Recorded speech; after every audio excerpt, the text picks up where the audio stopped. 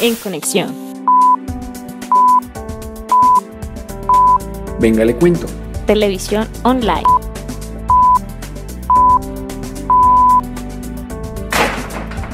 Un proyecto de construcción colectiva. Venga, le cuento. La voz de la nueva ciudadanía. Hola amigos de Venga, le cuento. Estamos nuevamente aquí en este espacio de Venga, conversamos. Hoy estamos con Juan. Juan, ¿cómo vas? ¿Cómo estás? Muy bien, muchas gracias por la invitación. Gracias a ti por dejarnos estar aquí en este espacio, en tu taller. Y bueno, vamos a conversar. Listo. Juan Felipe Martínez es un joven que cambió el derecho por el arte, el límite de la norma por la expansión de la creación. Este joven dibujante, pintor y escultor nos permite conocer su obra con una gran influencia del arte sacro y del arte descriptivo, desde una perspectiva que tiene la sanación y el arte en una misma referencia, desde lo individual y lo colectivo. Para que sea como una introducción para las personas que se nos están viendo en Venga, le cuento, tengo una primera como pregunta ahí y es ¿por qué abogado pero artista? Bueno, siento que todos nacemos en un taller que la vida misma nos está creando y que como los mismos cuadros somos obras inacabadas, nunca hemos terminado de dar la última pincelada y en el caso de mi carrera decidí dar un vuelco total, darle unos nuevos colores a mi vida que creo que los necesitaba, entonces decidí transformarme radicalmente para poder hacer lo que mi corazón necesitaba. Empecé mi carrera muy joven, más o menos a los 16 años, estudié Derecho en la Universidad del Rosario y paralelamente estaba haciendo Ciencia Política, llevé las dos carreras, pero cuando finalicé Derecho te das cuenta que las reglas, las leyes, los límites son demasiado estrechos para la imaginación y que cuando tú quieres rebasar tu existencia con felicidad no puedes restringirte a las normas de los códigos ni a la jurisprudencia y ni siquiera a las jerarquías que te impone muchas veces el sistema jurídico de pensamiento. Así que la vida me llevó por unos caminos que me permitieron decidir qué otro lugar quería habitar y este fue el taller. Antes de esa etapa que tuviste, digamos, universitaria, en tu infancia o en el colegio, ¿tuviste algún encuentro que ya te indicaba el tema del arte? Mi hermano mayor, quien fue un ejemplo para mí desde muy pequeño, él siempre estuvo muy cercano al dibujo, lo mismo mi tío, pero te hablo de cuando tenías de 5 a 8 años, jugaba muchísimo con plastilina, de ahí fue como mi primer acercamiento a la escultura, pero era algo muy de niños, muy espontáneo, no tenía ninguna proyección.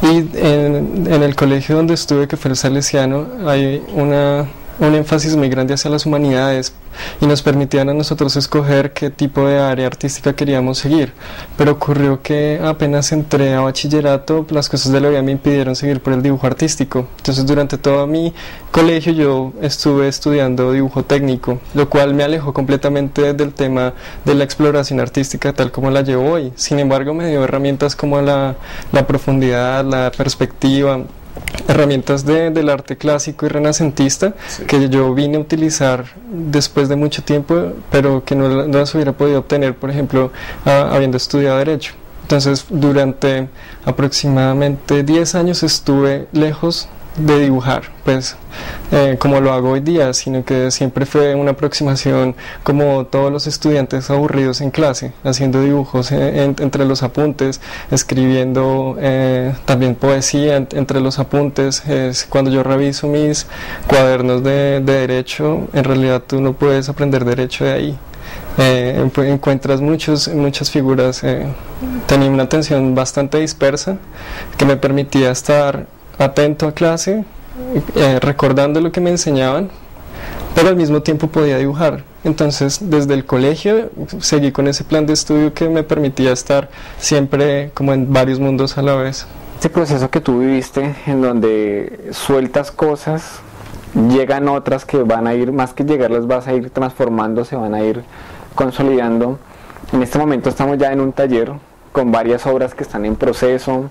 Hemos visto tu casa, de la cual ahorita hablamos, pero tienes una cantidad de obras, pero en ese momento que te transformas, casi que haces un reset de lo que es la vida y un volver a nacer.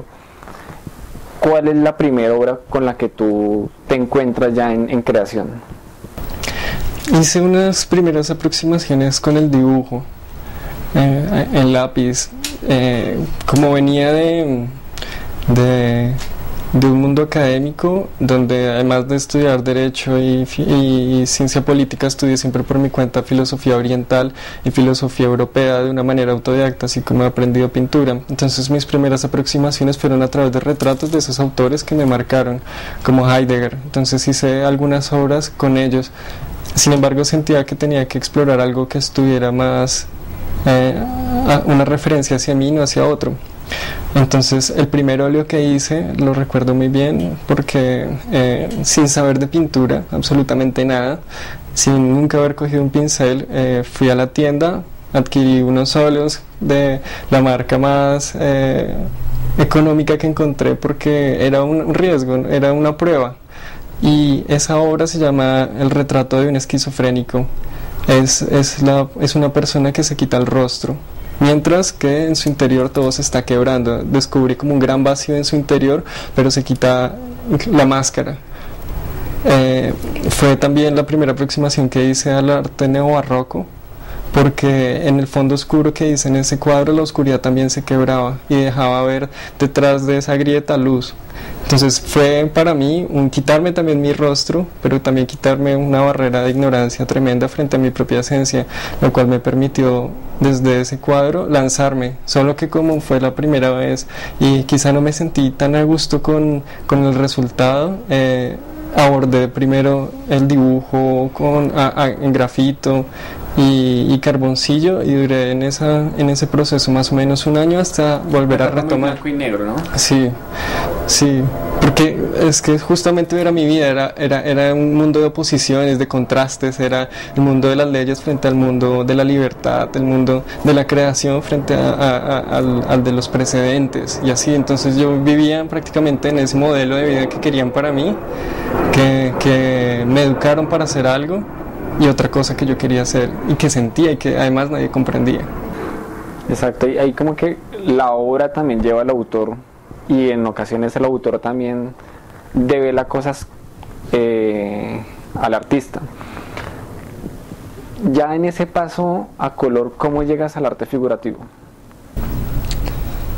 Pues el arte figurativo siempre me ha acompañado, especialmente porque por haber estudiado en mi colegio, recuerdo que en los pasillos siempre había imágenes, ilustraciones antiguas de la naturaleza, ilustraciones de animales, ilustraciones como las que se hicieron en la expedición botánica. Entonces siempre hubo una aproximación gráfica y visual hacia el mundo como normalmente lo percibimos. Cuando ya te lanzas tú a tratar de hacer una representación similar y queriendo salvaguardar no tanto el realismo o la naturalidad del objeto, sino el realismo de tus emociones a través de un objeto, es cuando entras a evaluar tus habilidades para poder plasmar eso. Lo que sí ocurrió es que sin haber tenido instrucción de dibujo, más allá de una materia que tuve en la universidad que también me abrió los ojos, como tenía que ver obligatoriamente materias selectivas para poderme graduar, elegí dibujo de la figura humana.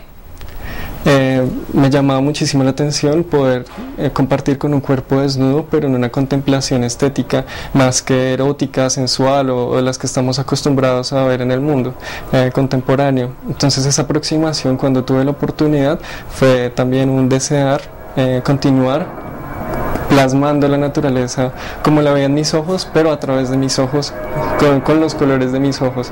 Así que desde ese momento decidí que el lenguaje naturalista, figurativo, iba a ser relevante, y al mismo tiempo se impuso solo, porque cada vez que intentaba explorar lo abstracto, terminaba tomando forma. terminaba siendo un lenguaje muy, muy directo. Y la relación arte y sanación Es inmediata. Cuando tú te acercas al arte como arte sacro, históricamente siempre se ha usado los soportes artísticos en los procesos espirituales, y una de las primeras etapas en todo proceso espiritual es la purificación, es la sanación, es mirar el interior, mirar el exterior y empezar a corregir esos defectos, eso que nos impide ser plenos. Entonces, cuando tú usas este tipo de herramientas en una obra, los efectos que se revelan inmediatamente en las personas son que empieza a hacerse ese tránsito espiritual. El primero es el de la purificación, el de la sanación. Bueno, pero no basta solamente con definirlo, con experimentarlo y criticarlo, sino uno, siento que uno tiene que proponer algo. Si uno quiere revertir este tipo de eventos, tiene que volver a traer desde el fondo, desde la hondura del ser, el sentido al mundo, y una de esas formas es la pintura. Entonces el arte sacro tradicional nos recuerda, entonces miremos la luna de nuevo, miremos lo femenino de nuevo, miremos la belleza, miremos la noche. En varios lugares como han referido el arte en general, pero también tu obra o tus obras, porque pues es todo un devenir, en relación con lo que vivimos como sociedad, ¿no? Que estamos a puertas de un proceso de fin de conflicto con un grupo armado, de un posconflicto, que eso genera muchos debates, pero también muchas esperanzas. ¿Por qué la creación y tu creación tienen ese valor que buscan siempre cuando hacen la referencia a tu obra? Creo que esa respuesta tiene que buscarse, ¿no?, tras bambalinas, y es, para mí toda creación artística es la expresión de la esencia, no solamente de un hombre, sino es de la humanidad, que a través de alguien se manifiesta la esencia del universo. Y este tipo de cosas que son tan ontológicas, tan profundas, son desechadas hoy día. Y eso nos lleva a que la dignidad, a que el respeto por el otro, a que el respeto por la naturaleza sean abandonadas, y que este tipo de sucesos violentos en el tiempo, violentos en cualquier medio de transporte, violentos en cualquier escenario, se reproduzcan continuamente. Entonces, retornar a este tipo de preguntas esenciales, a este tipo de acercamientos esenciales, es revalorar experiencialmente, porque tú delante de la obra, en el ejercicio de la obra, renuevas esa experiencia de la esencia. Al hacerlo, tienes desde dónde dialogar, desde dónde plantear el mundo. ¿Y esto qué es? Que a través del arte tú puedes sanar las heridas de la guerra, pero no solamente con una labor terapéutica psicológica tradicional, no es solamente como hablar, como un proceso psicoterapéutico y ya, sino realizas una reconexión profunda, y si tú la logras hacer y te reconectas desde lo más profundo con el otro, puede haber nuevos lazos, puede haber unas nuevas formas de relacionarse, no solamente desde lo exterior, desde lo social, desde lo económico, sino desde lo más profundo. Y siento que desde ahí sí puede haber una paz verdadera, no solamente como si fuera un hecho de firmar tratados, porque en la tradición leguleya del país, que muy bien pude estudiar, te das cuenta que las palabras pueden quedar ahí, las pueden enmarcar y todo, pero es un compromiso desde adentro. Yo reconfiguré eso y le di tanto valor, porque dije, el papel lo aguanta todo. Dije, sí, aguanta acuarela, carboncillo, lápiz, todo. Y eso es lo que debe aguantar, más que compromisos, palabras y cosas fugaces. Debería aguantar la expresión realmente de lo que somos. Vamos a aprovechar una cosa, y es que no podemos permitir que un taller de arte se convierta únicamente en el fondo de una entrevista. Entonces vamos a dialogar sobre esta nueva etapa de creación en la que tú tienes, qué podemos ver, qué encuentras, qué has desarrollado, como para ir mirando hacia dónde vas ya en este momento con tu nueva etapa de creación. Bueno, hace más o menos un año decidí hacer como una bifurcación en mi trabajo, y fue frente al arte sacro. El arte sacro históricamente se ha entendido también como si las expresiones artísticas de una tradición. Lo que yo hago hoy día es arte sacro contemporáneo, que es una exploración sobre lo espiritual, sin un lenguaje religioso. Y también hago arte sacro religioso, pero contemporáneo. ¿Eso qué quiere decir? Que por medio de mi propia exploración renuevo las imágenes que durante la historia de las religiones se han utilizado. Entonces tengo estas dos vertientes. Por un lado, entonces acá tienes este cuadro que tiene que ver con esta exploración del arte sacro espiritual, que oculta más de lo que dice, pero en ese ocultar está su misterio y también está su regalo. Y esta es la pareja de uno de los primeros cuadros que hice, que se llama El velo de Maya. Ella sería su aspecto femenino, dinámico, colorido. El anterior era bueno, para mí es un ente que está atrapado, encadenado, en blanco y negro y en una postura fetal, está antes de nacer. En cambio acá ya el nacimiento hay una experiencia cromática diferente, hay una potencia visual diferente y se complementan. Entonces esta exploración del arte sacro contemporáneo va más hacia cómo buscar lo complementario, cómo buscar la secuencia de los pares para buscar detrás de ellos la unidad. Pero en cambio por el otro lado, Por acá. tienes esta obra que hace parte ya de una serie de arte sacro tradicional, y en lo tradicional me refiero a que los temas ya se vinculan directamente con una tradición. En particular, ella es la diosa Selene, que era la antigua diosa griega de la luna. Ella ya viene siendo parte de una serie donde ya pude realizar un trabajo muy profundo con el dios Baco, con la diosa Venus y con otros dioses de la antigüedad.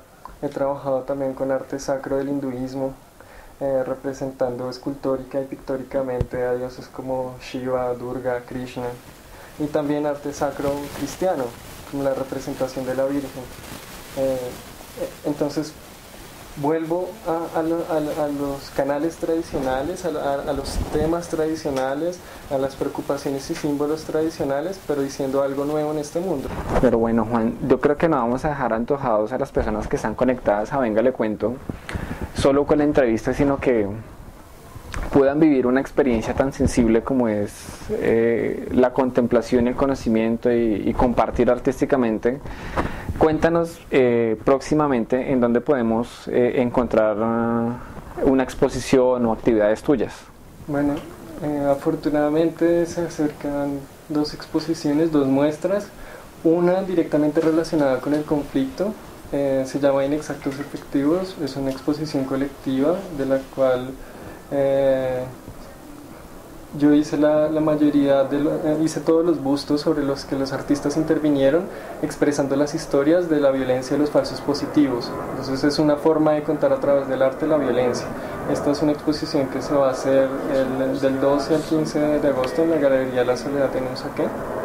Y la otra exposición que tiene que ver con un tema más íntimo, más personal, es esta exploración del arte sacro. Se va a realizar desde el 18 de agosto hasta fin de mes en la Universidad Santo Tomás.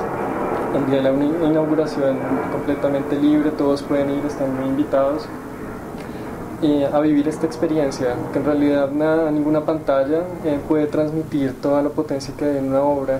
No debe arriesgarse a dejarse atrapar por ella, a dejarse seducir por los colores, por la imagen, y a dejarse también escuchar las cosas que emanan de uno cuando uno las contempla. Así que sí, todos están invitadísimos a vivir conmigo y en sí el arte, vivir la naturaleza, contemplar un atardecer. Ahí está también, los grandes maestros viven en el cielo cada vez que pintan una nube. Entonces ahí está, cada vez que uno quiera recordar qué es la belleza.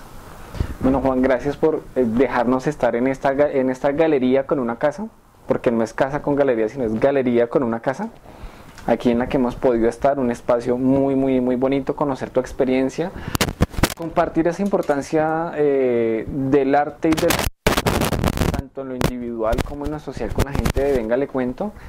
Muchas gracias. No, a ustedes, y gracias a todos por por acompañarnos, y están invitados a vivir sus propias vidas de experiencia artística. Y a ustedes gracias por estar aquí en Venga Conversamos en Venga Le Cuento, aquí en www.vengalecuento.com. Igualmente, para que nos acompañen en redes, en Twitter @vengalecuento.com y en Facebook Venga Le Cuento. En conexión. Venga Le Cuento. Televisión online.